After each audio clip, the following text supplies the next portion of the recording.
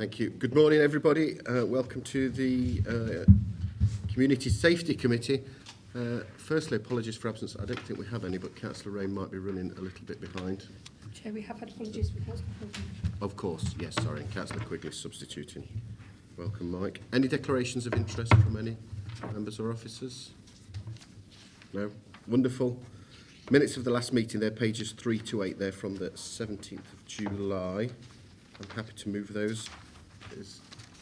Thank you. Are we all happy to accept them? No issues? Wonderful. Thank you very much. Right, straight into the meat then. So we've got the service delivery report, which is pages 9 to 22 of your agenda. Andy, please. Thank you. Yes, so first half of this will be myself, and I'll pass to Bryn. So I will go through the response bits. So really just to start off with, just to say the reporting period for this is from the 1st of April to the end of August, in which we've had just over 5,500 incidents in that time. This actually constitutes quite an increase in the same period last year, not surprisingly being largely driven by the increase in fires we had in July and August.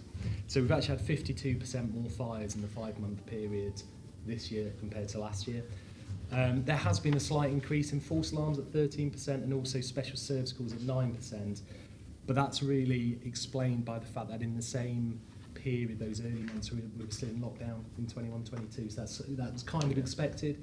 It's the extreme, unprecedented weather in July and August that have really driven the increase in incidents. For a comparison, in 21-22, we attended just over 10,000 incidents in total, which was actually a 12% increase on 2021, again explained by the lockdown restrictions. But as things stand this year, we're anticipating that we will have an increased number of incidents attended this year, simply because of the extremes in July and August. Now, figure 1 under 2.3 really shows and gives some clarity to the situation we face in July and August. And I apologise, I know on the printout the actual numbers aren't particularly clear, but what this actually does show, in July and August we actually attended about 1,000 fires more than we did in the previous year. So, you know, it really was a challenging time for the service. What we then go on to in figure 2 under 2.4, we'll break down by incident types. So really, this again shows the situation we face this year, because sort of traditionally what we have in the fire service is fire incidents normally tend to peak around the springtime. They then sort of drop down a little bit, and certainly over the autumn and winter they're at their lowest. But what we can see from this chart is actually July and August this year has been such an extreme, it's almost completely bucked the trend that we normally have. Now, further explanation of that is in 2.5 under figure 3, where really we've broken this down into those incident types that were so common in July and August. Now, these were what we call a P3 incident, where there's not necessarily any real risk to life, but it is that sort of damage to outdoor structures. So what we found was outdoor fires had increased by 236%, grassland fires increased by 327%, and refuse fires increased by 93%. So really, you know, unprecedented times. Under 2.6 in figure 4, we do break down the incidents by priority type, and this explains what I've just said again, really. So we have 3 types of incidents. We have P1 incidents, which pose a threat to life. We have P2 incidents that pose really a real threat to the environment, society, or property. And then P3 incidents, which are almost our lower level incidents, if you like, which they potentially pose a threat to human life, environment, society, but it's normally quite a low threat. So it's those P3 incidents in July, August, which obviously absolutely linked with increase in temperature that has driven the increase in numbers. Now, this hasn't had an impact for us, though, particularly in terms of our CRMP commitment around attendance times. Now, under the CRMP, we commit to 8-minute attendance from mobilisation to first appliance in attendance, and certainly up until the end of May, which was the last time you received this reporting period, we were achieving that. We were at 7 minutes 59, and certainly last year we achieved that figure.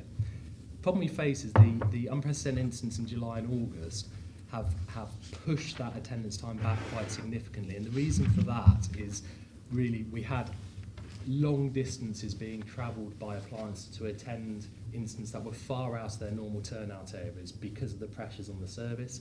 So we had 430 mobilisations that took over 10 minutes for the appliance to actually get there and book in attendance. We also had a further 81 incidents where, because of the remote locations and because of the fact that some of the information that was being passed through to control wasn't specific about where fire location was, it was difficult to locate incidents, which meant that crews couldn't book in attendance as timely as they usually would.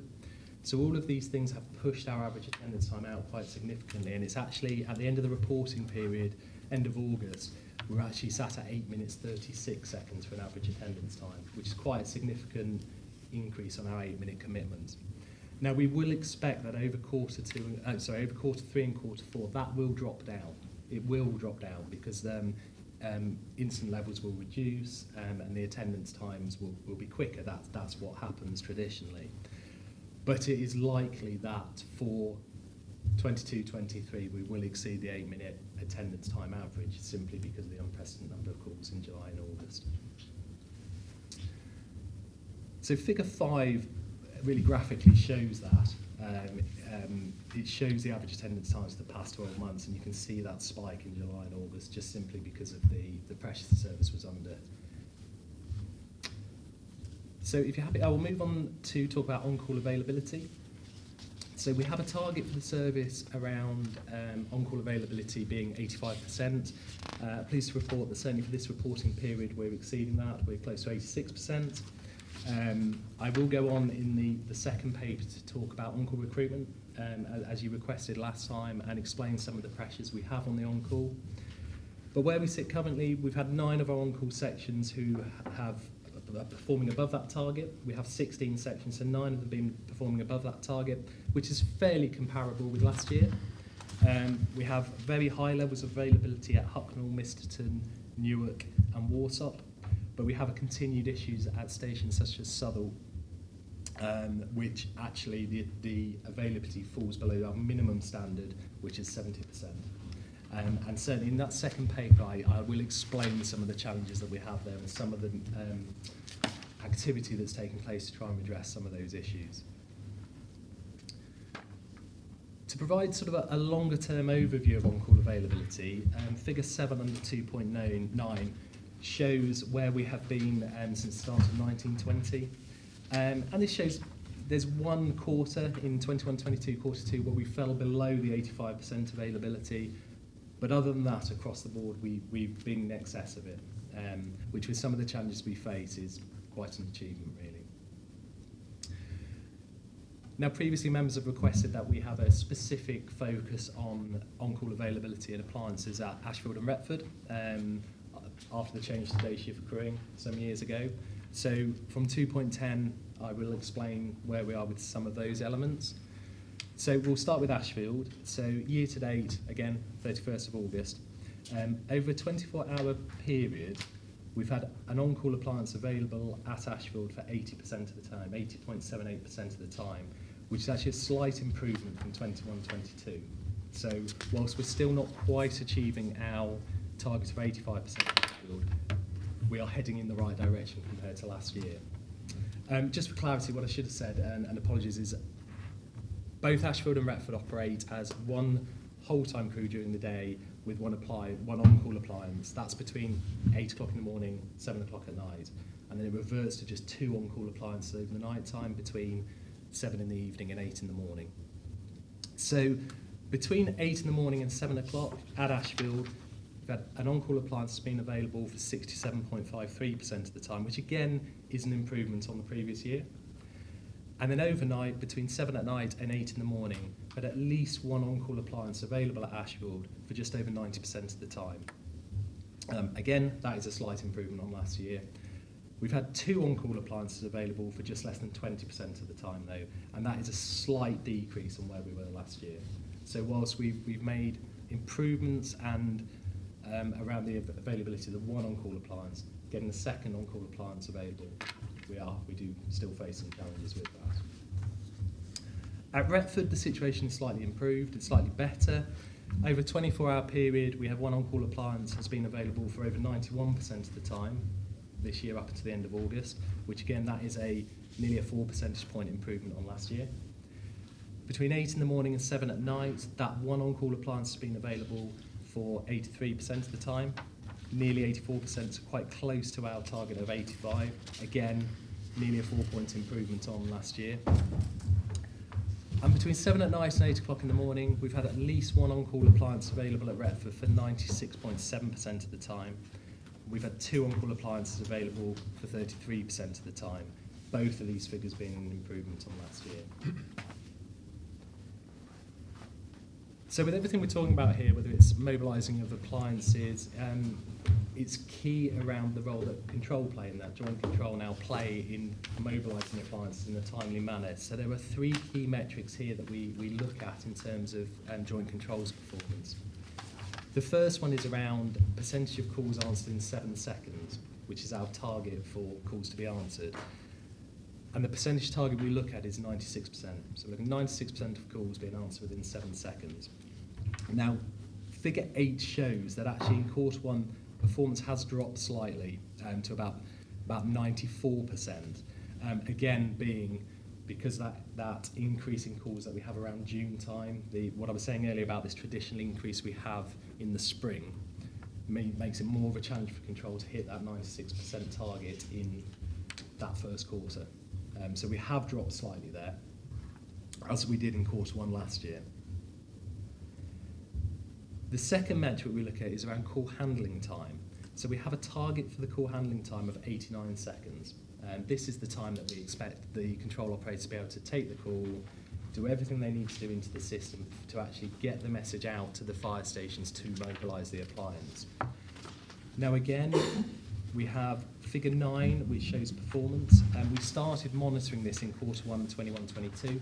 So there's not quite so much data here as there is for some of the other graphs. But you can see we've had a significant improvement here from where we were last year in Q1, Q2.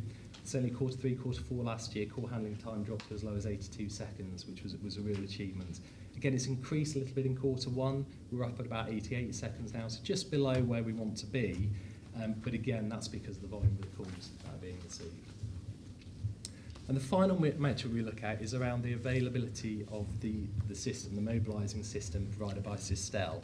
Now, you'll be well aware of some of the challenges we've had with the mobilisation system over the years, so we monitor system availability, and we have a target that is available for 99% of the time. So again, we've seen good improvements in Sistel mobilisation system availability, and certainly in Q1 we're tracking it just below that 99%. And the improvements have really been because of the scrutiny we're having on it and the improvements that Sistel are committing to and making. So we are seeing improvements there, which is pleasing, notwithstanding the fact that the system is due for replacement in 2024, and we are in the middle of a project now around that replacement to the mobilising system. Then the final part for me, before I hand over to Bryn, is just around exercises. So exercises form a really key part of services competence. Over the last 10 years or so, where incidents have been reducing, having crews conducting exercises and training at venues that are at risk and training for specific incident types is really key to maintaining competence and ability. So we have a very robust exercise programme in the service, which includes everything from small-scale district-led exercises to very large-scale service-led exercises to tabletop exercises. And I'm pleased to report that we had a full engagement in the exercise programme in 21-22. And the programme is well on its way in 22-23 with lots of good engagement. Okay. Thank you, Andy. Bryn, before we go into prevention, there's a lot there. If we've got any questions, comments. Roger, have you got anything? I've just got 2 really. A query, if I may, on item 2.1.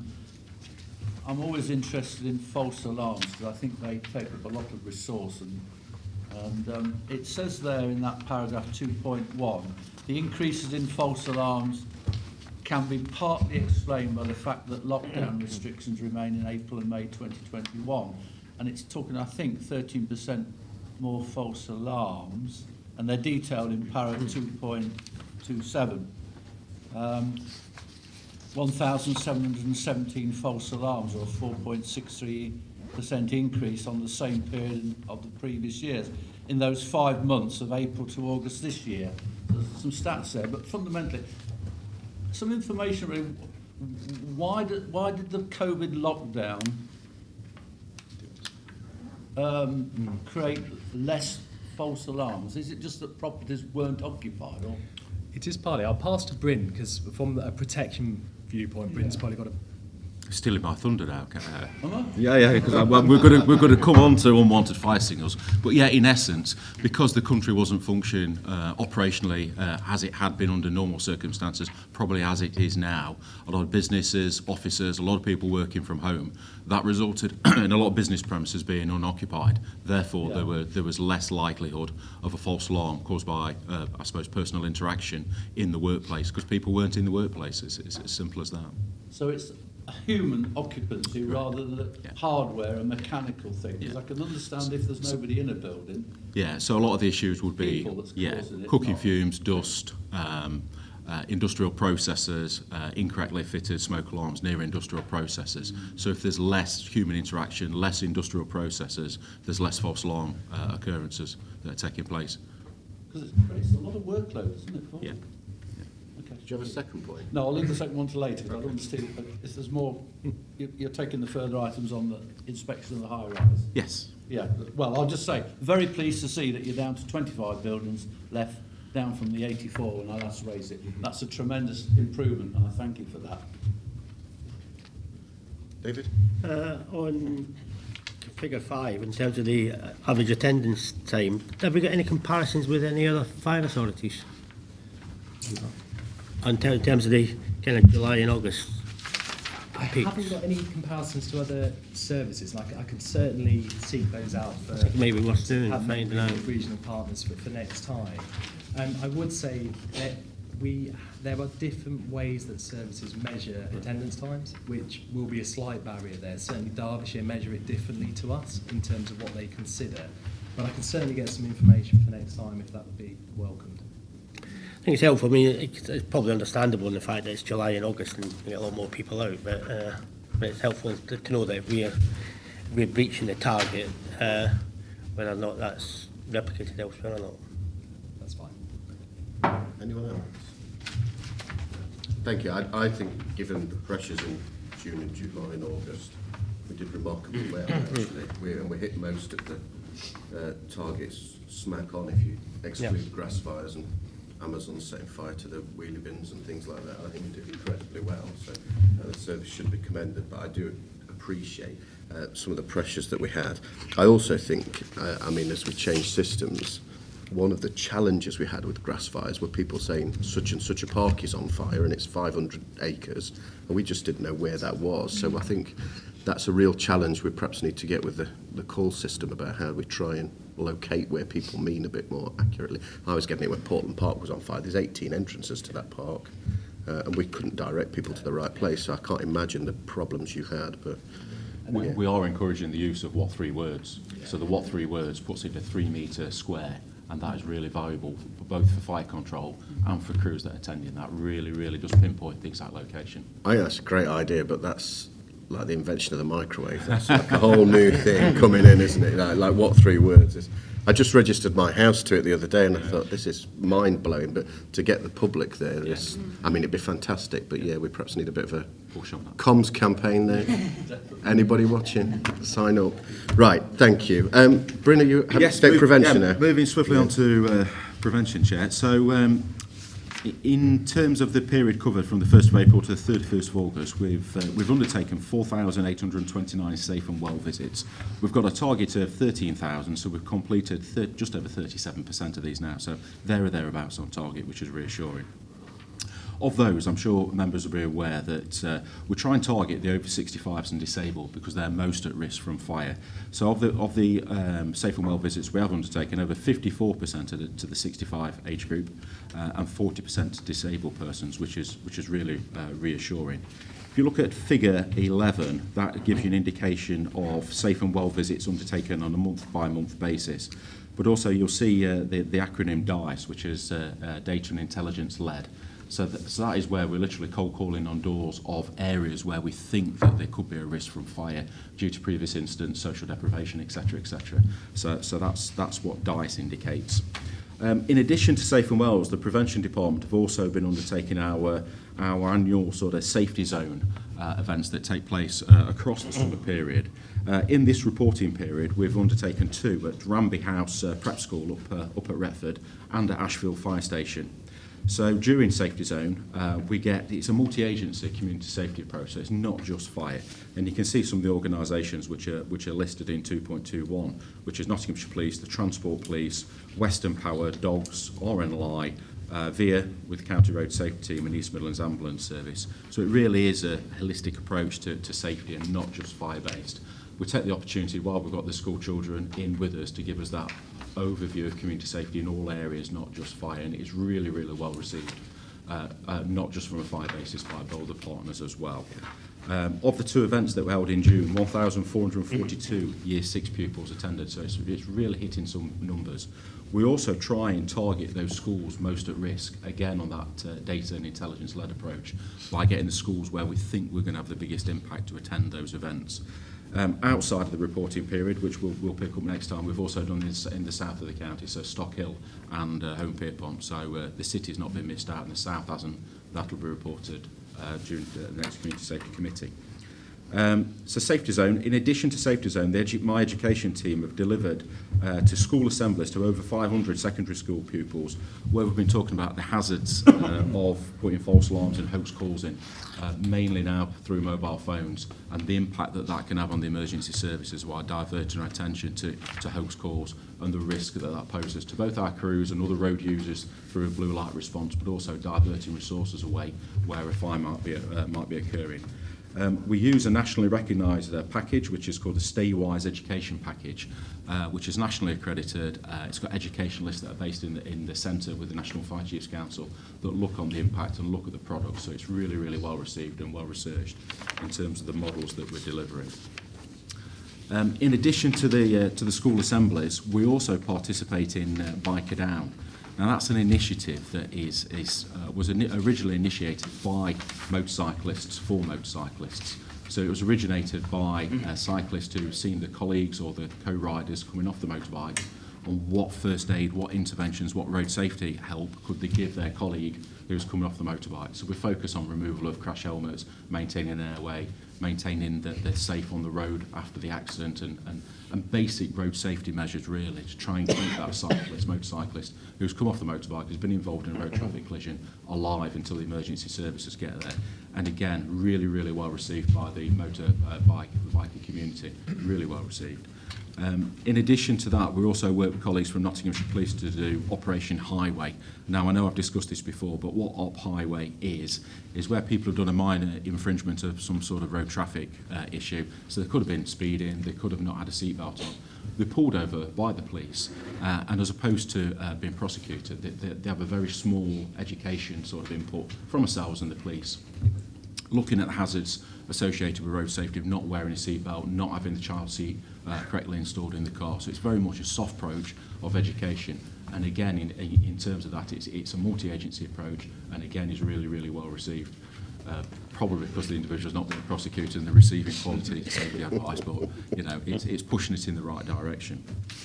If we move on to protection then, so protection's looking after the build environment. We've completed 1,200 fire safety audits, or that is the target within 22-23. We've done 463 fire safety audits so far from the 1st of April to the 31st of August. Of those, 98 have required informal action by the service, and 14 have required formal notices to be issued. So I suppose it's to reassure members that when we do come across an issue, we don't hesitate in issuing formal action and ultimately enforcement action and possibly prohibition if businesses are failing to comply with the fire safety regulatory reform order. If you look at figure 12, there's a month-by-month numbers in terms of the fire safety audits. And again, these are all on a month-by-month basis from 21-22. And that goes back to the point we've alluded to before More businesses are open this year compared to this time last year. It's easier for my fire safety inspectors to get around to businesses. Before, a lot of people working from homes and the normal workplaces just weren't occupied. So that made it really difficult for us to undertake the fire safety audits. You'll be aware also that on a lower level, our operational crews are undertaking business fire safety checks. So this is the level down from what my dedicated fire safety inspectors do. And this is more shops and smaller businesses that probably wouldn't be of high risk. But we recognise that there's a value with operational crews going round, having a look at fire safety measures in these areas. Now, we've got a commitment to undertake 500 of these business safety checks. We've done 156 so far, slightly below target. That is because of the requirements that the crew and watch managers, the operational crew and watch managers, have to be shadowed by dedicated fire safety inspectors for the first 3 audits that they undertake to ensure that quality assurance process, to ensure that they're seeing the right things and that they've got the right understanding of enforcement. So that's a bit of a quality assurance process for us. That is taking some time. Once they've done those 3 shadow audits, they're then warranted to undertake those audits on their own. So we will see those figures increase as we move forward. In addition to the fire safety audits and the business safety checks, there's a lot of other work that fire protection undertake. And as you can see from figure 13, a lot of that is down to building consultations. There's a lot of work coming through, particularly in the city area, in the build environment, in terms of new building consultations that we have to give commentary on. That's in addition to the prohibition, enforcement and the follow-up of complaints that we receive from members of the public. And also, if a commercial premise, a business premise has a fire, the fire safety inspecting officers will go out and then undertake an audit, because obviously they've had an issue and we want to check to see what the compliance was and where they were at. And that forms part of our investigation process. Moving on to 2.27, and the councillor has already raised this point, in terms of unwanted fire signals. We're trying to achieve a 3% annual reduction in the unwanted fire signals and lift rescues over this year. So, between the 1st of April and the 31st of August, the service has responded to 1,717 unwanted fire signals. Unfortunately, that's a 4.63 increase on the same period, and 81 lift rescues, which is again a relatively small number, but still a 14% increase. I think it's worth bearing in mind that we set a benchmark for these decreases during the reporting period over COVID. So we were looking for a 3% reduction through a period where buildings weren't occupied. So it's really a challenging target, because I suppose in hindsight, we probably should have looked at the figures from 2019, which would give us a more robust benchmark than what we did over 2020 and 2021. That's not to say that we're not taking this seriously and looking in terms of how we can reduce those figures. And work is actively taking place as we speak to look at different measures that I can bring back in a future report on how we can reduce that. 2.28 just outlines the information that we've got. So numerous occurrences. We will write to the premise, bearing in mind that they should be maintaining the fire alarm system in a workable condition. And if they do get a 6th occurrence, they will get a visit from one of the fire safety inspectors to have a physical inspection of the buildings. Moving on to our to joint audit and inspection team. Again, just to remind members, that's the collaborative arrangements we have with Nottingham City Council, where we see environmental health inspectors working with fire safety inspectors to go around looking at the high-rise building stock within the city. You'll be aware that we've got legacy issues, not just in Nottingham, but across the country in terms of the high-rise, something which we're taking very seriously. And as we've already pointed out, Jay, we've only now got 25 buildings over 18 metres that are still left to inspect.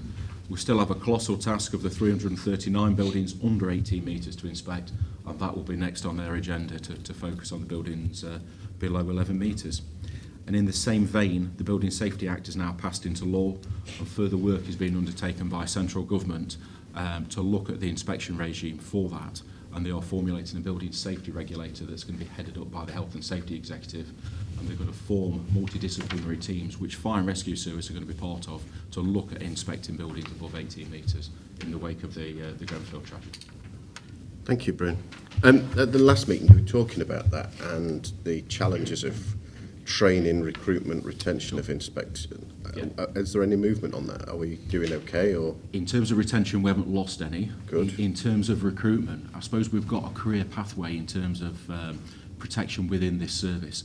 So we've got a couple of business education business safety advocates. So they're at a lower level in terms of qualifications to the fire safety inspectors. They will be going around giving advice and assurance to businesses, and they're qualified to a level 3. But with them being in the department, they've already got a head start in terms of external applicants who are coming in. So the idea being that they start as a business engagement advocate and move up to a fire safety inspector and develop the pathway through the service in terms of that. We recognise it's an issue nationally, and the National Fire Chief Council have secured some funding from central government, and they've got some recruitment and retention tools that we've got at our disposal. They've also commissioned Reed recruitment consultants, and they've put adverts out across the country to see if they can raise interest in becoming a fire safety inspector and the advantages to that. And we've had some feedback, and we've had some CVs to put on file for when we've got future vacancies. So yes, it has moved forward in a positive vein. And certainly from a local point of view, I'm proud to say that I don't think we have the recruitment and retention issues that some of the services in the south, particularly, and the London area, have in terms of fire safety inspectors. Excellent. Very good. Any question, Nick? Yeah, a couple ones. Thanks for that, Bryn. It's good. Just some clarity if I've missed anything. Just get some understanding in terms of the fire audits and the safety checks. Obviously, we're slightly below target on the business safety checks. Yeah. But I wonder, how do we decide in terms of which businesses to visit? Is it based on sort of time in some occasions, or is it based on intel? Do we think that when we hear... So there's... It's called a risk-based inspection programme, which is basically an algorithm looking at the risk posed by those premises. And there's lots of contributory factors that go into that. So in terms of business premises within the county, we have 45,000 business premises registered with us. What we then do is put inputs in such as the height, such as the location, the density around them, in terms of what they're storing, the number of people that are in them, is there a sleeping risk? So a myriad of different factors go into looking at the risk that those buildings pose from fire. We then target the top 10% of those, so 4,500 premises that are required to be audited, and we commit to try and do those every 3 years because we recognise that they are high risk from fire, or more of a high risk from fire. So those 4,500 premises, high risk premises, are what the level 4 fire safety inspectors will be undertaking on a regular basis. Lower down that's where the business safety checks come in and the operational crews. So yes, it's the risk-based inspection programme. That algorithm will highlight which premises we should be inspecting. A further example of that would be that nursing homes would be classed as high risk because of the vulnerability with the people inside them. But if they've had a positive CQC inspection, so really they're doing well in terms of every other area, we might drop them down in terms of the inspection regime because they've got good management systems in place, they're complying in other areas of the CQC inspection. So there's no reason to see why they wouldn't in terms of fire as well. So all those factors are taken into account as well. Okay. I mean, I was thinking of things like, I suppose, from a city point of view, residential properties above takeaways and this sort of thing, and some of the intel that we'll have. And I know in the past we've had issues around that, haven't we? Yeah, they wouldn't form high risk. They form the majority of our prosecutions, but they're not high risk. So they would probably be picked up by the business safety checks because the algorithm would say that it's a low-rise premise, it's a takeaway premise. They shouldn't have sleeping above in, but we know that they do. So that would probably form a level 3 business safety check. If that prosecution or if enforcement action was taken, they would then use a level 4 fire safety inspector to come and assist the operational crews with taking that case forward. Okay. We don't have any any issues of capacity with the inspectors then, because I know we just had a discussion there. That's not... Yes. Okay. Yes, I can't assure you that I don't have issues with capacity. Clearly, 4,500 is 1,500 per year. Yeah. I've set a challenging target to my fire safety inspectors of trying to do 100 a year. I've got 11 inspectors currently. A couple are off on maternity, but 11 that are operational at this moment. 11 times 100 is 1,100, not 1,500. So it's a challenge. It's absolutely a challenge in terms of capacity with everything else that's taking place in the service at this moment in time. What if I could just ask, well, there's been a challenge. I mean, I've noticed from a city point of view, like you're saying, that there's been a lot of developments going up and a lot of multi-occupancy, particularly student and other accommodation. And in terms of, in 2.26, when you're talking about regulation and consultations, obviously, I can imagine it could be conflict there because obviously there's a profit motive to build as many apartments as possible, at the moment, and with the way the economy's gone, and then obviously, you know, there's fire regulations, and how are we finding that in terms of, is there a conflict? Have we had problems? In a word, yes. Without going into specific details, clearly the beginning of this month is when the students return. There's been some new accommodation that's been built in the city, and that conflict has come to the fore. That resulted in a prohibition notice that I'll report on the next community safety meeting being issued to those premises until they was up to speed. And I think it's really clear that the building community and the wider community understand that we will enforce the law if it's required for the safety of the students, the safety of the community at large. So yeah, absolutely, it's a challenge. And yeah, we are coming across issues, but we will prohibit, we will issue enforcement action against those contractors that buildings are not up to speed. Thanks. Mike? Just a couple of small points, just of interest really. The 81 lift incidents, what proportion of those were business and what proportion were residential? I don't know off the top of my head. The majority will be student and hotel accommodation. Now, what we often find is that these are late night occurrences where it'll say maximum capacity 10, and there's 14 students who may be intoxicated or may not be intoxicated to get into the lift, and the lift then goes out on its limits at 2 o'clock in the morning. That then results in a fire and rescue serious intervention to get those people out. One of the things we are looking at is repeat offenders, and putting more of an onerous onto the building management to say, you know, if it says 10, have some sort of management controls that limits more than, no more than 10 people getting into that lift, because it's causing issues for us. We will only attend if there's the people are in distress or medical emergency. But you can imagine with the nature of that situation that I've described, people are panicking at that time in the morning if the lift is overcrowded and it's failed. So there we feel that we're duty bound to attend. There may or may not be an appetite for us to start charging for those repeat offenders. You know, those premises where we regularly go into in terms of that. Because most decent premises, business premises, would have a system of sorting that out without having to call the fire brigade. I suppose it's not your Monday to Friday 9 to 5 businesses that are concerning us. It tends to be out of hours, probably linked with the nighttime economy more than anything else. And the other point was, in terms of the high-rise buildings that we haven't inspected yet, what exposure to risk is there for the fire service and fire authority if there was a fire in one of those buildings? So we've done it on a risk-based approach. We've used the intelligence that we've got on the buildings, the nature of the buildings. We've done a desktop review of all the buildings above 18 metres, and we've targeted our resources, along with the City Council, those buildings that we think are at most risk and are going to require most remedial actions to be taken. The ones further down, our assessment is they're less likely to have ongoing issues, and that's why they've been dropped to the bottom. But clearly, they all need inspecting. You know, this is a national issue in terms of the building stock and the quality of those high-rise buildings. And of course, if we come across something, if a complaint is made, the fire safety inspectors will attend. But we've got to prioritise somehow, and we've done that through a desktop review of looking at the building stock, looking at previous information that we've got on the occupancy of those buildings. But in terms of them not being inspected, and there was an incident because we shoved it further down the list through our own risk assessment, does that expose the authority and the service to any risk at all? I suppose the question will be, in terms of our desktop review and our professional judgment, that potentially could be caused into account of why we've made that judgment of which buildings we've inspected first, because we've got a finite capacity and we've got to direct it where we think is most appropriate. So I think that is where the challenge would come to the authority in terms of our professional opinion and why we decided to do what we did at that moment in time. So there could be a risk? Yeah, absolutely. Roger? I'm back on my false alarms again. On paragraph 228, I haven't got the details stat between the non-domestic premises and the domestic premises on false alarms, but I guess the majority are the non-domestic. Correct, yeah. And I mean, in the 5 months this year, 1,717. Yeah. Potentially, letters have gone out, and it could be a standard letter. I accept that. You double that, that's about 3,500 letters a year going out. I mean, that's in itself quite an administrative thing, and all its cost and ramifications.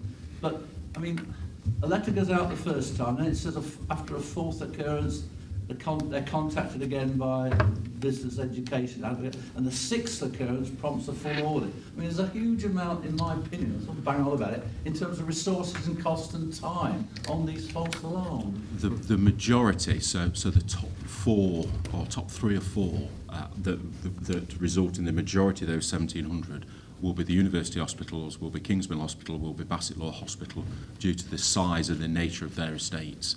So I think it's somewhere in the region off the top of my head, 500 unwanted fire signals come from the university hospitals alone. I think you said, yes. You know, so there is a considerable amount. The next tend to be from housing providers that are linked with local authorities. So again, we've got a close working relationship with those organisations. So it's not as if it's 1,700 different organisations we're dealing with. The majority will be 3 or 4 organisations that we're dealing with. And we've got a really, really good relationship with hospitals across the county, regular monthly meetings to discuss this, performance meetings. So it's not probably quite as you imagined it. Okay, well that's useful information. I'm pleased about that. I mean, I was going to say, is it legally possible to charge for these call-outs? But since you've mentioned the people that you're mentioning, I wouldn't want to put any more... And it's not. It's not legally possible to charge for them, but yeah. The other point you mentioned was about buildings that are not fully compliant and you're inspecting them. I just wonder, surely the step before that is that the building inspectorate, be they the local authority building control, which I personally support, or the private sector building controls, I would have expected them to be top of their game before the building is signed off as compliant with building regs, including fire, before you have to come in and, if you like, audit on top of the building regulations. I think you'd find it really enlightening probably to spend a day with the Fire Protection Department and look at the current state of what we're dealing with in terms of the deregulated local building control and the issues that the department has with those various organisations, which is a myriad of different organisations, and some of the complexity that fire protection is coming across. So it is a labyrinth that we're dealing with, and there's failures or issues throughout the whole system, not just through fire protection. Do you know, I think it'd be quite interesting, given Roger's professional background, if that offer was a genuine offer, back to the floor thing, and then, Roger, you could perhaps present to this committee. I'd like to spend half a day or whatever, just to see what you're up against, because I have had, and I do still have issues with certain organisations that certify compliance with building regulations, I would say. As you say, it seems to get ever wider, and yeah, I can sympathise with. We can also share further details than we can on the record in an official meeting. So I think that'd be really, really beneficial to spend some time and look at the issues. You agree with me that primarily it's the building control side before it gets to you, and you're spending a lot of time, resource and money doing somebody else's work. Yeah, absolutely. But we'll speak offline, and I'll arrange that so you can spend a day with the Fire Protection Department in the city. Excellent. We have been talking about that for a long time, Roger, so I think that'd be useful. David, sorry. My point's been covered. Oh, is it? Okay. Anyone else? Just a Sorry. point on the building control issue. That's great when new buildings are being built, but I'm responsible for a couple of charities, and we have buildings, and of course what happens is between one inspection and the next, the fire regs change, but nobody's told us that they've changed until one of your guys comes around and says, oh, you haven't done that. And that happens quite a lot. Yeah. There's a huge change with permitted development. We had an hour's discussion about it a few months ago as well, where permitted development rights have changed and buildings change, and we're not necessarily notified because they don't have to notify local authorities. So there's an enormous gap between the two stools that things fall through. So any pressure you might put on the relevant minister to say at least notify councils or the fire authority if you're changing.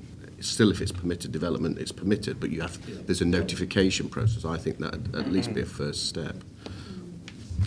Brenda, do you want to summate, or is that everything? That's it. Right, Thank you. Thank you everyone. We're on to the next item, which is the on-call recruitment. Back to Andy. Back to me, yes, thank you. So at the last Community Safety Committee, we spoke about on-call recruitment and some of the challenges that we had, and you asked me to bring back a paper with a little bit more detail around the efforts that we take and a little bit more detail about the challenges that you are. So thank you for giving me the opportunity to present this. Now, just to start off, we, as a fire service, we currently have 16 on-call sections. which comprises 12 standalone sections and then 4 that share a premises with a whole-time crew. So on-call sections are crewed by firefighters who live and or work within approximately 5 minutes of the local station. They offer availability to fit in with their home and work commitments and are alerted via a pager to an emergency incident. On-call firefighters meet the full breadth of a firefighter's role map. So not only do they attend incidents, but they also deliver the service's prevention and protection agendas within their local communities. Now, county-wide campaigns to recruit on-call firefighters take place 3 times a year. These are basically aimed at maintaining the levels of firefighters on the on-call we currently have, but also increasing the establishment levels at all sections across the county. Now, there are clear challenges which I'll come on to describe, and these challenges are recognised nationally. It's a key feature of the NFCC's on-call strategic and practitioner groups. It's always a key agenda item around recruitment, making things more appealing and better going forward. Now, back in 2019, we actually invested in, at the time, what was called our Sustainability On-Call team. It's since been changed to On-Call Support Team, which basically is a better reflection of actually what they do. Now, our On-Call Support Team comprises 6 members of staff. Now, what this team does is on a day-to-day basis, they provide availability at stations where availability is difficult. So they will prop up that station by providing a firefighter or a supervisory manager to keep that appliance on the run. But their main reason for being is all around this agenda. It's all around recruitment, retention, making the offer as good as it can possibly be for our on-call staff. So I've spoken about some of the challenges. Now, the key challenges that we face with recruiting on-call and retaining on-call is around that requirement to live or work within 5 minutes. You know, it's an obvious barrier. We have 16 on-call stations. Well, if you're a potential candidate who doesn't happen to live within 5 minutes of those stations, you know, you're not going to get a job with us. We also face the issues of societal changes. Now, many of our on-call sections are within quite rural areas, whether it be Harworth, Miston, Eastleigh, you know, quite on the boundaries of the county. And we do have trouble and challenges recruiting such areas just because of the societal changes that we see. So rural areas, you know, ageing populations, less people actually working within the local community, commuting out of the area for work, not being able to give the availability that perhaps was once there. We also are seeing more and more reluctance of primary employers to release their staff during their contracted hours to come and attend incidents. That's certainly becoming more of a challenge over recent years. And the high level of commitment that we ask of our on-call firefighters, be it in their initial training, but also the availability that we request and require, is a barrier to many. There is a perception that pay rates are low for on-call staff. They receive a retaining fee and they receive hourly rates based on attending incidents and doing that community interaction and training.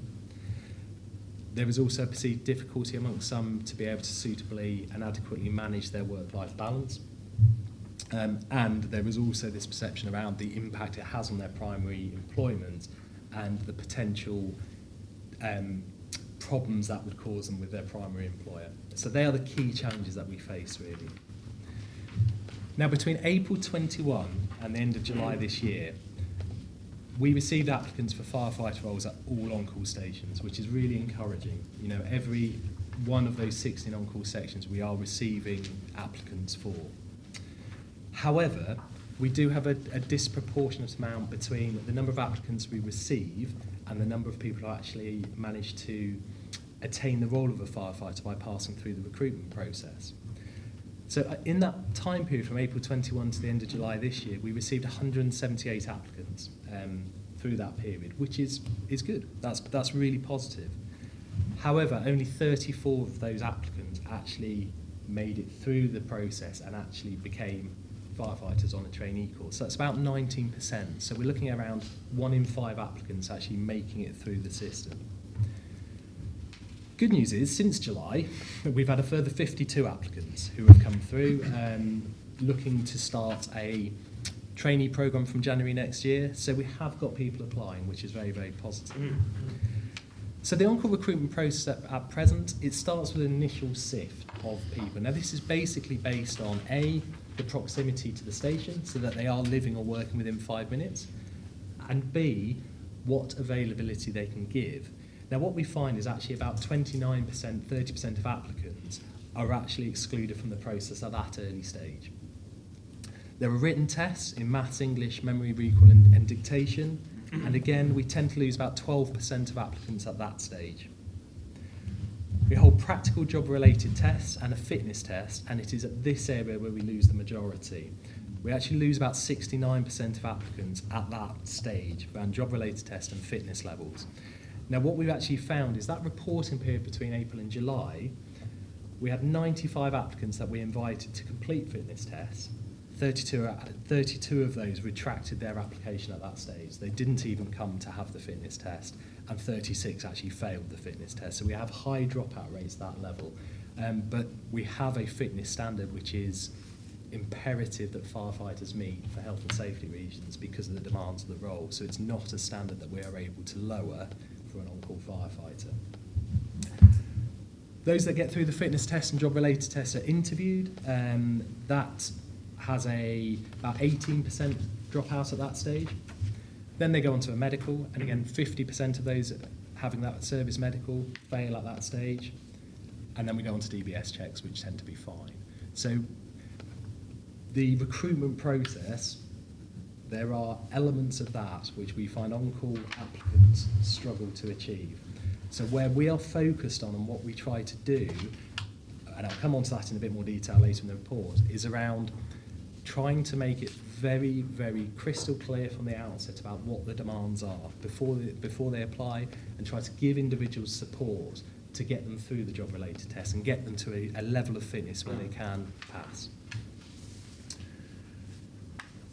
So over that period, April to July this year, the on-call support team, with the assistance of a lot of other departments around the service, have facilitated a number of try it initiatives. And this is part of this new way that we approach things, where we invite potential applicants to come and have a go.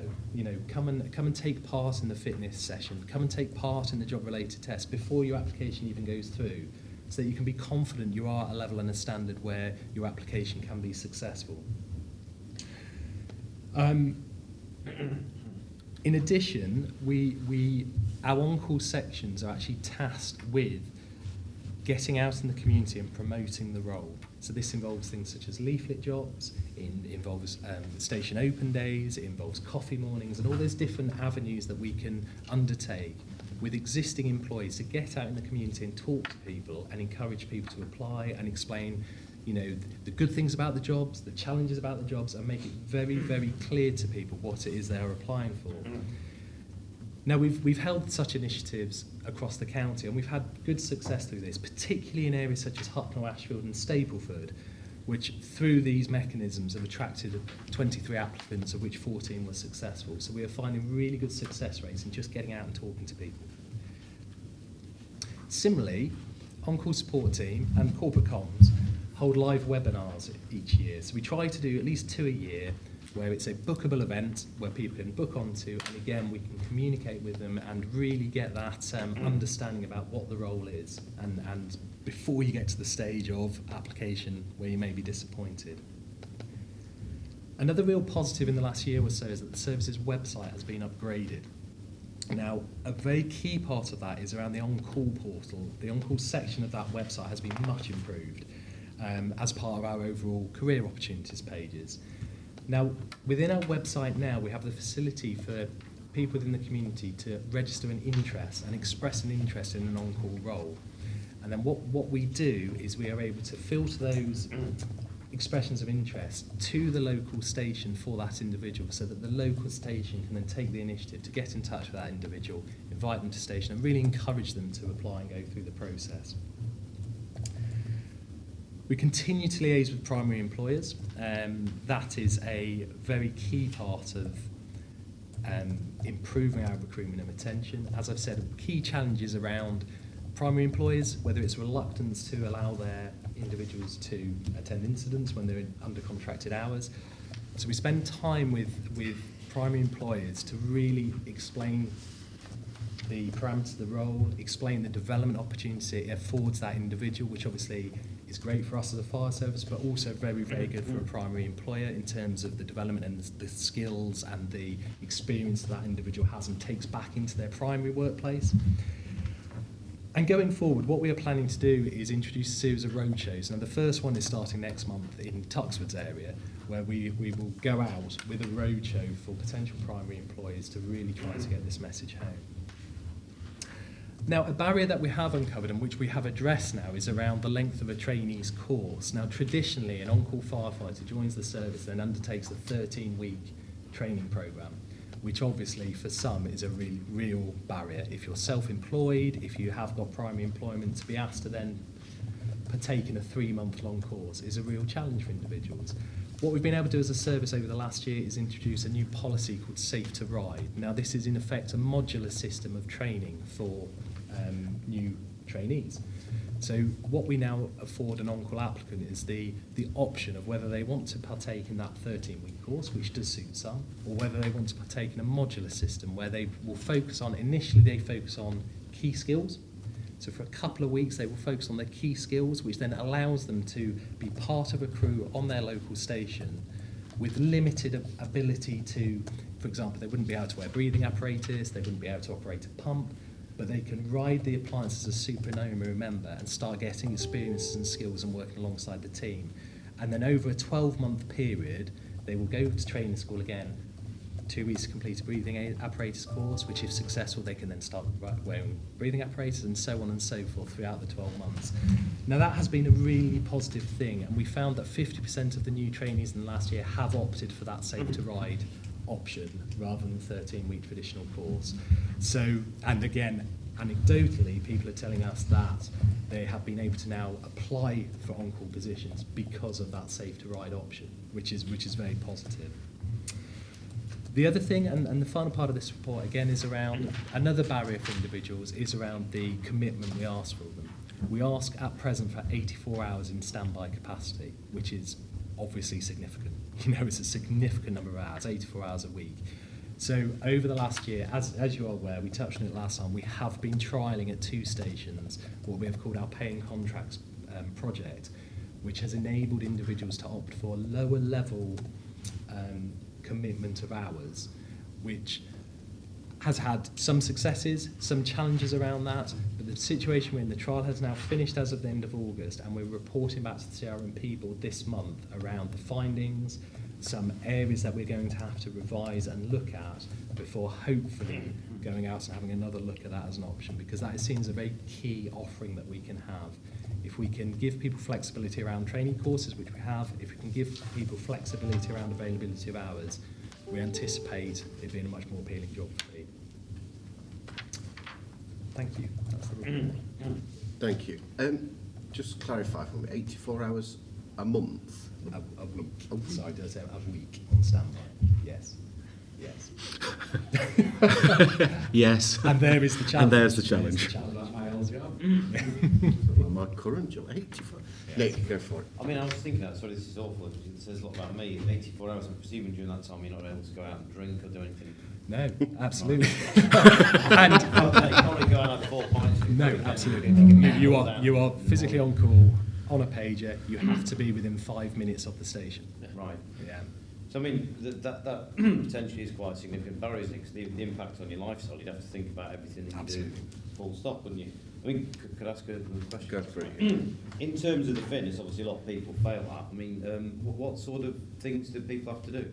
I'm assuming it involves lifting, etc., rather than running 16 miles. Well, it's a bit of both. The job-related tests are very job-specific, so they involve things such as running fire hose or lifting weight and lifting casualties, but also things around like manual dexterity and tests of agoraphobia and things like that. The fitness test itself is a bleep test, and you have to reach a certain level on the bleep test to show that you've got the suitable level of VO2 max to be fit and safe to be a firefighter. Now, that, as I say, that standard is exactly the same for an on-call firefighter as it is for a whole-time firefighter, and that is absolutely right, because the job they do is the same. But it is a challenge for people, and the more efforts we can put into, A, ensuring that applicants are fully conversant on the levels they have to meet, but also assist them in terms of training programs and things to be able to get to a level where they can meet that. It's time invested at that stage will prove dividends in terms of getting people through the application process. Does that limit people in terms of age then? I presume, being stereotypically, fewer older people would apply. Potentially. I mean, the fitness standard is the same, so it is a potential barrier for some. But then at the same time, we have a number of on-call firefighters who are the older age of the spectrum, if you like, and are still maintaining and meeting that fitness level. Okay, I'm just wondering if it's getting more difficult because, you know, to be frank, you know, with obesity and other things, you think, well, actually lifting people is going to actually be much more challenging than perhaps it was 30 years ago. I don't want to be rude, but you know, I'm not a jolly green giant myself. I think I'm reasonably fit, but you know, in order what challenges our staff face, it must actually become greater in many cases. Yes, absolutely. Yeah, absolutely. Right. Okay. Nicola? Okay, I was just going to actually slightly move on to that, which was just asking a bit about who is applying and who is making it through in terms of gender, age, ethnicity, and if we collect all of that, and if we've, We do collect that information. I haven't got it to hand, to be honest, but I can certainly bring that next time. Do you guys know anything about that off the top of your heads? I've not got the data. No. I'll bring it next time. Yeah, lovely. And then just to ask, if I can, Yeah. a follow-up question just about primary employers, and but I'm thinking particularly if the primary employer is another public sector organisation, if we have any issues with those, and if we can liaise I'm thinking particularly people like councils who are very much out in the communities. If they were the primary employer, they would be a great people to target. But we certainly had local arrangements. do we have problems with other? I'm certainly aware that employers? Mansfield District Council a few years back, we had local arrangements with Mansfield District Council, which at the time we had an on-call section at Mansfield Fire Station, which was just across the way from the Civic Centre, and they certainly allowed their employees to respond during work hours. But yeah, they just seem like an obvious place to target if they could be flexible enough. Absolutely. David? Yeah, I'm sure it's something you've probably already thought of, but in terms of on-call recruitment and full-time recruitment, if you look at the next report in terms of working with the Piscean Club and ending up with 2 recruits, I mean, a very obvious thing would be widen that sports initiative out, really, because you've got lots of fit people, and fire authority, looking at fire engine might seem the most natural thing in the world, more natural to them. Yes, no, you're absolutely right. Roger? If I was going down the test from the initial SIF, the written test, the fitness test and the interview, I got through all that, I think I'd feel pretty miffed if I failed the medical. So why didn't I think I'd say to myself, well, why didn't they give me a medical at the start before I went through all the fitness and the interview? Are those steps in the right order? Yes, the reason why we have medicals at the end, and it's the same with whole-time recruitment, is because of the amount of time that actually puts on a service doctor to do a medical.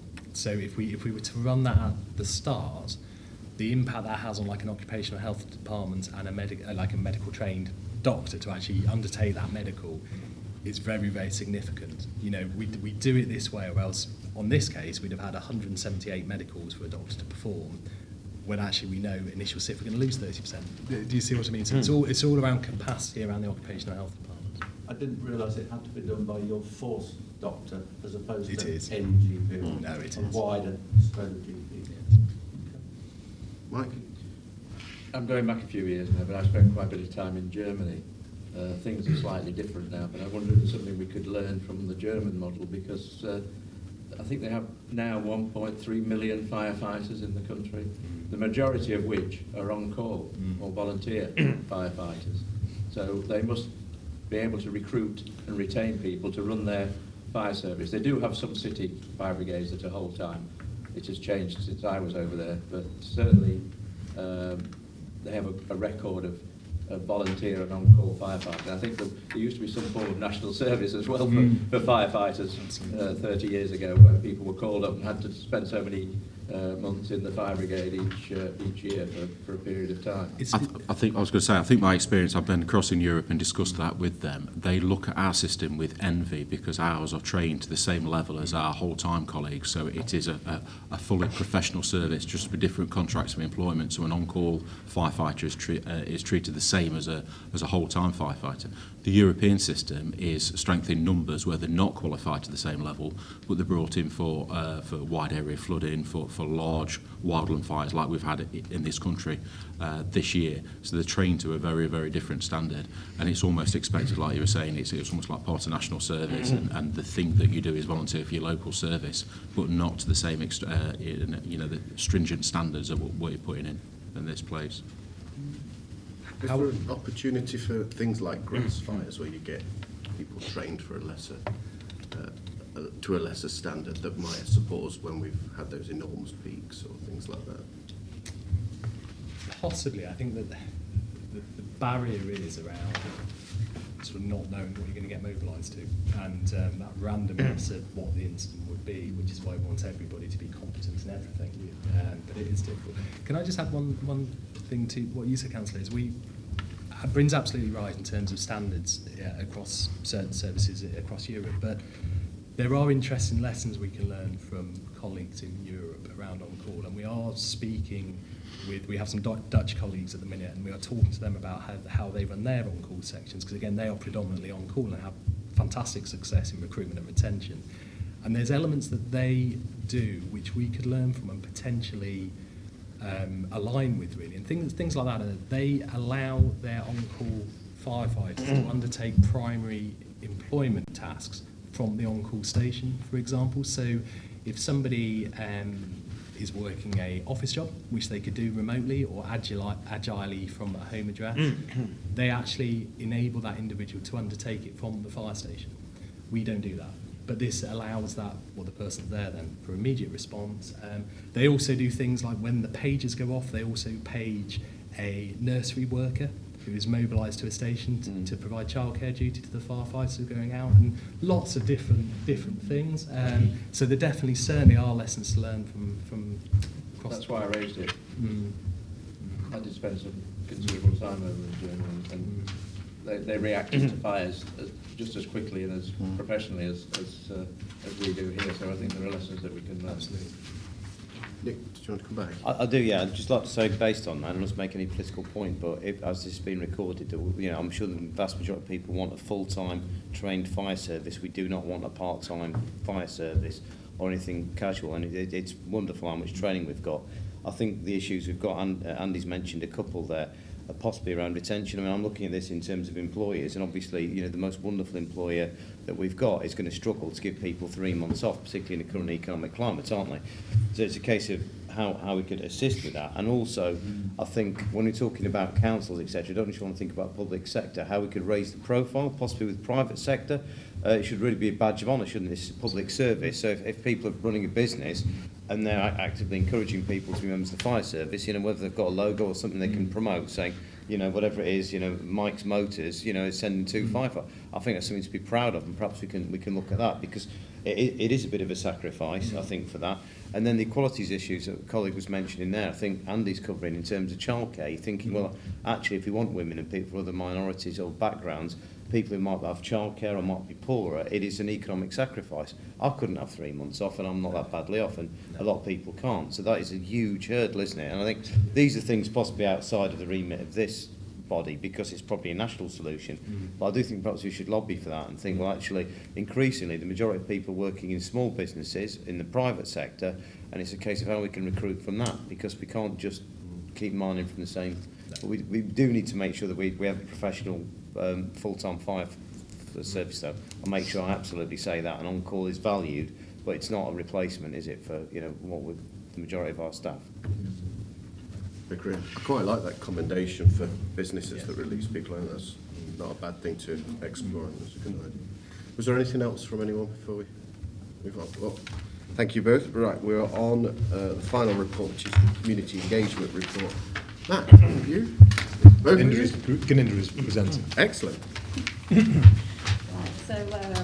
Good morning, everyone. So my name is Ganinda Nagi, and I'm currently seconded into the ODI team as the Community Engagement Manager. This report gives you a quick overview of some of the community engagement activities that I've been involved in delivering for the last 14 months, specifically working with the BAME communities. If I draw your attention to the background, it gives you a bit of the service's commitment to promote race, equality services commitment to equality and diversity. And obviously the service recognises that there's more work to be done in this field. Hence, my job role was created. And obviously the impact of post-George Floyd, Black Lives Matter, it just showed a gap that we need to be working and with specifically BAME communities. The report highlights 2.1 is around the community engagement plan, which was agreed by our SLT, and it captures and draws from our last IRMP and our current CRMP. And the work streams that I'm working on are understanding our community. And obviously this is around collecting the data and based on the census.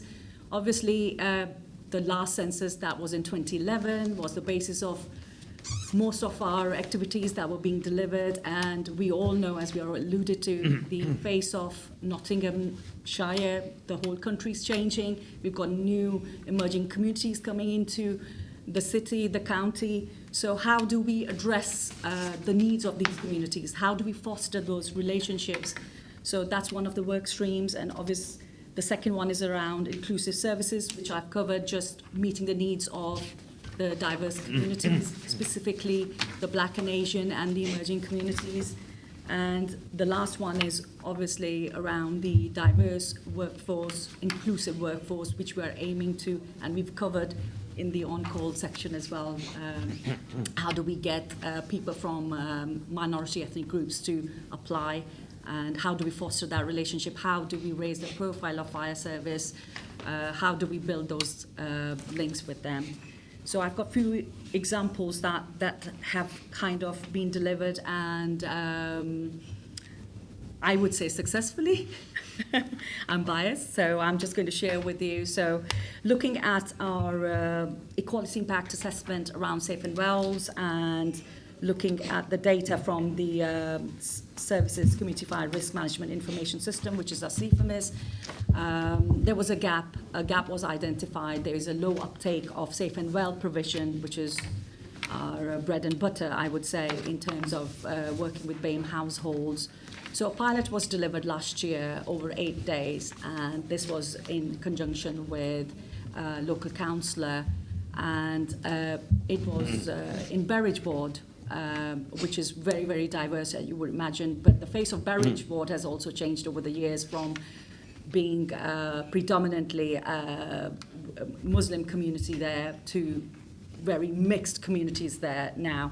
So the idea was to complete Safe and Wells, establish a baseline and understand the different needs from the community members in terms of, because we are a reactive service and we always focus on if there's an incident and then we invest. But I think the proactive bit is about engaging and informing and raising awareness of the fire service and about the fire safety. And I think this is to establish a baseline for us as well in terms of what has changed within these communities.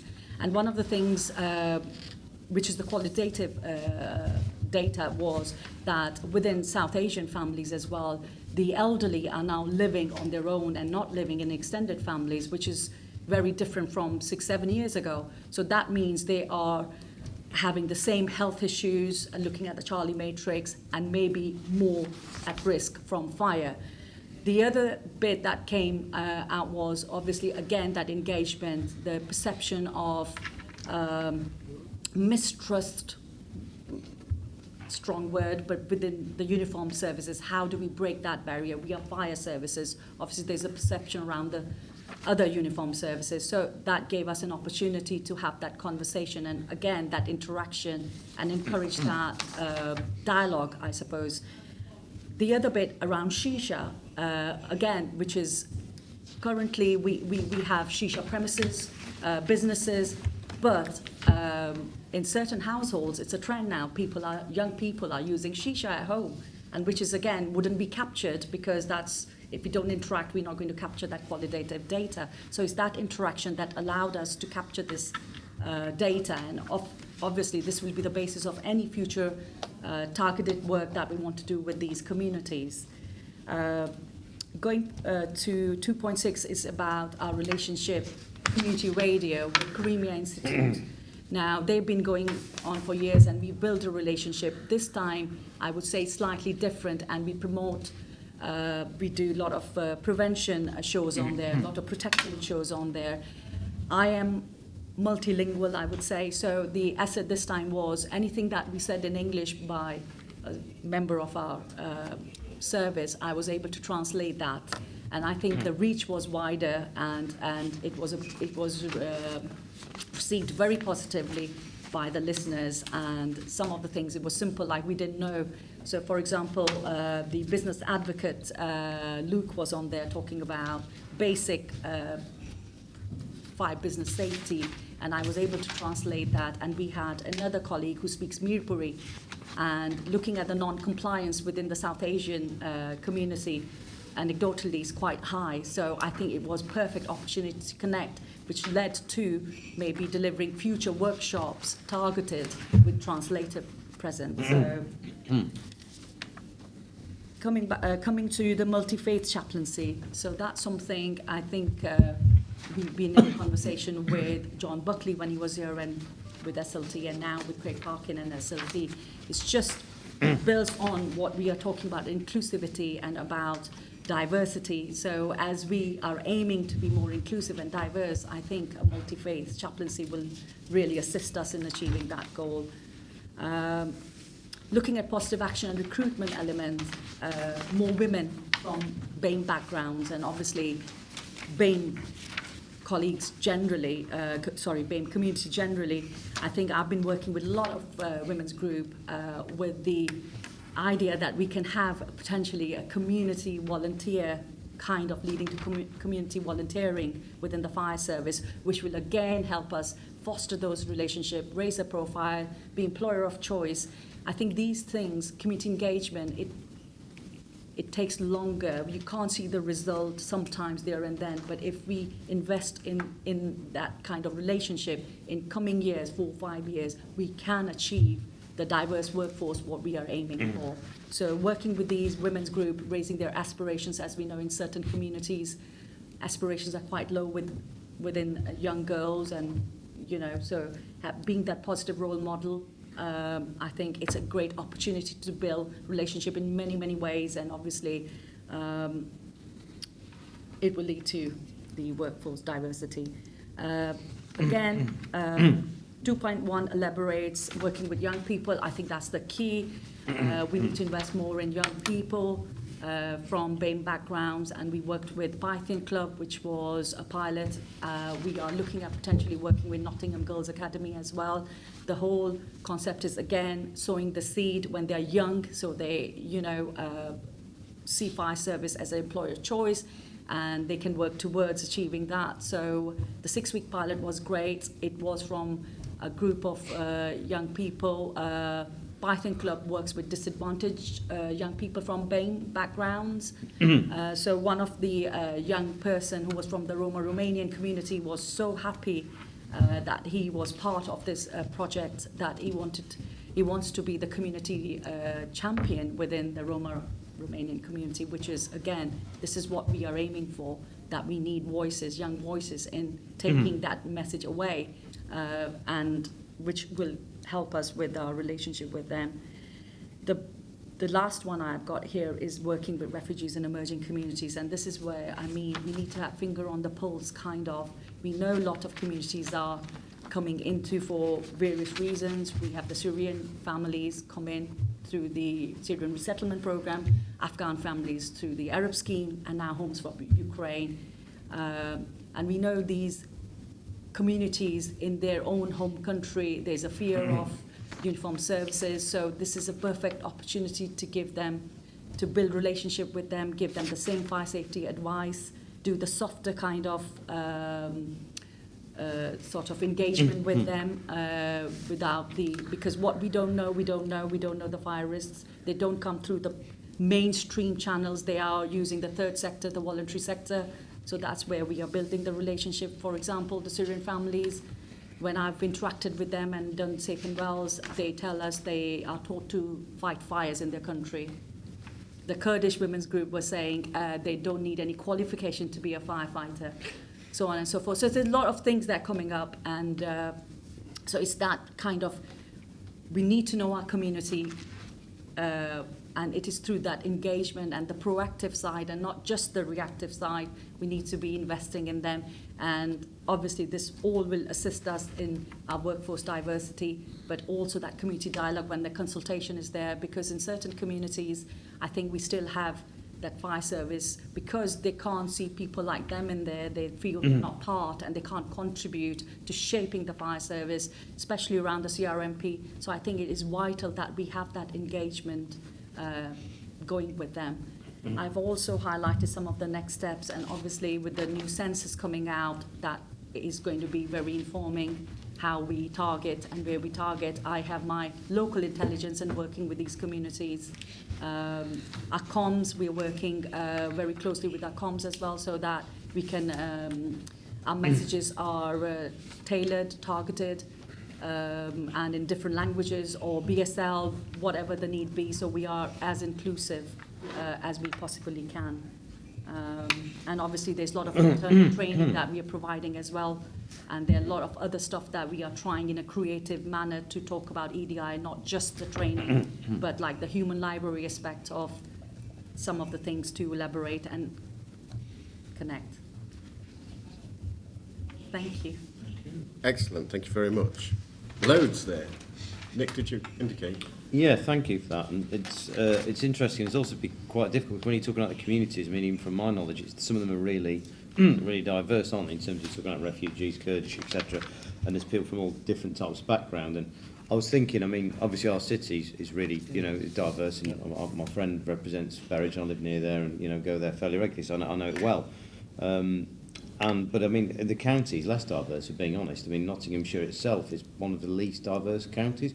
I'm using this as my knowledge as a school teacher, so I might be wrong. But I know Gedlin's not bad, but in other parts of it, comparatively to some parts of the country, where it's different in terms of communities. So there's a city and county thing. Would that be right? Things are changing, like I said. So what's happening now is, especially the three that I mentioned in here, the Syrian resettlement program, the Afghan families and Homes for Ukraine, they are very much in the county as well. It's where they'll be rehoused, and you'll be surprised that I've done a lot of visits in Worksop as well and Newark as well. So they are everywhere. Okay. So things are changing. They're still less diverse, I would say, county is. However, there are parts of communities emerging. Even in Ashfield, we have Turkish families, and predominantly it's 98% still, but I'm looking forward to the census, what it says this time. So, and I'm thinking on this again in terms of barriers, as well as we've got the representation, actually people visibly seeing that there's people like them, or they could aspire to be firefighters through schools and other activities. But I'm also thinking about employment and economic barriers to those backgrounds. Again, I'm not trying to stereotype some ethnic minorities, but people more likely to perhaps be working for smaller companies, or perhaps be suffering financial hardship in many cases. And what we've heard in terms of the 3-month probation and so on, is that a barrier to people thinking, well, actually, because I'm self-employed or for a small business, I can't actually physically do it? It can be. I think it's down to, I think what I find is in certain communities, the fact they don't even consider fire service as an employer. I think that's the main thing is, I've been here 17 years and I've always tried to promote fire service wherever.